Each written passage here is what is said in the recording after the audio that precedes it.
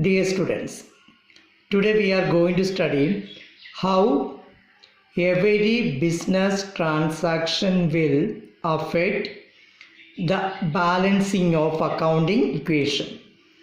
Accounting equation or balance sheet equation we already studied. Asset is equal to capital plus liability. So every transaction, business transaction will affect this equation, right? And this equation will be always like this. It will not change at all. If you take any business transaction, that we have to prove, okay? So when you proving any transaction which affecting the balancing of accounting equation, we have to write the heading like this: statement showing balancing of accounting equation. So what heading we can write? Statement showing balancing of accounting equation. Then we have to provide three columns. First column for transaction, second column for assets, and third for capital plus liability. So here transaction will write. Here we will write the equation asset, one column for asset is equal to capital plus liability for another column. Okay. Then in the question transaction will give. So we have to write the transaction. First transaction here, one more column downside we have to provide. Okay. For writing different assets name and different liabilities name according to transaction. So here we have to provide one more column. Then first question is commenced business with cash rupees 2 lakh. So first transaction what? Commenced business with cash rupees 2 lakh. Commenced business means we started business with cash rupees 2 lakhs. So owner whenever starting business with cash, this 2 lakh rupees is the capital, right?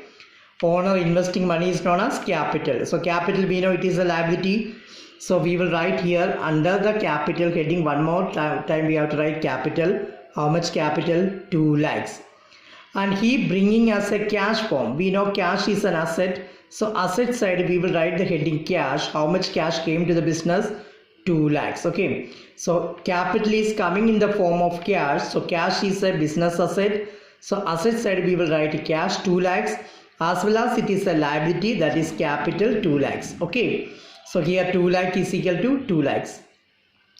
Now second transaction, purchased goods for rupees 5,000. We purchased goods for rupees 5,000. When we purchasing goods, we know cash is going. How much rupees is going? 5,000, right? So that means our cash will decrease. So here we will write minus 5,000. From the cash we have to minus 5,000. When you purchasing goods, our stock will increase. So asset side, stock is an asset. So asset side we have to write the second heading. We have to give the plus sign here. The second asset, that is stock. How much stock increased? 5,000. So purchase goods for rupees 5,000 means cash will decrease in the asset side, as well as asset side one more asset will come stock. How much rupees increased? 5,000. Okay. Now after the first two transactions we have to underline. Then we have to add or less. 2 lakh cash was there. 5,000 purchased. Balance cash is 1,95,000. Plus here stock 5,000 rupees increased. So that stock we have to write here. So total we can see here cash 1,95,000 plus stock 5,000, 2 lakhs.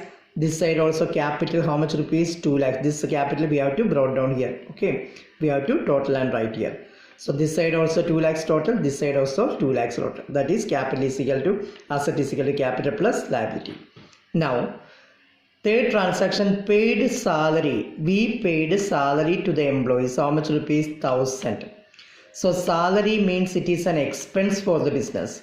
Every expense whenever give in the transaction, our cash also will decrease, as well as our capital also will decrease. Means expense increase means it is a loss for the business. Loss will increase. So loss means it will already studied. Loss will decrease the capital. Okay. Owner's equity will decrease. So that's why here cash is going 1,95,000 minus 1,000 rupees cash is decreasing. As well as capital will decrease because expense increase means it is a loss increase.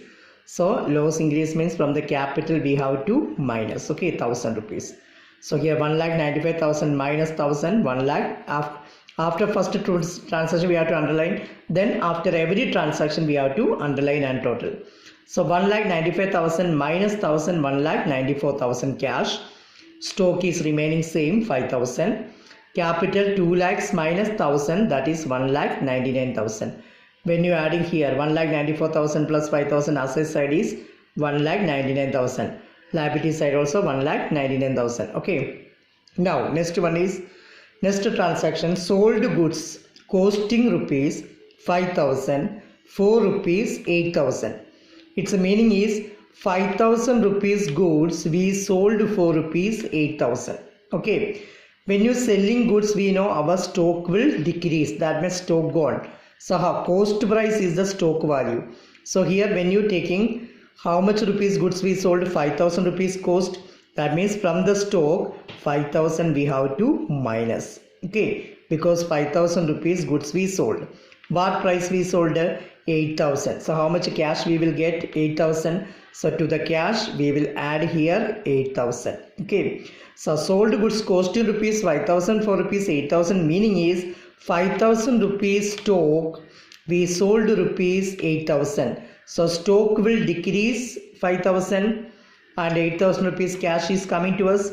Now see, 5,000 rupees goods we sold for 8,000 means it is a profit, right?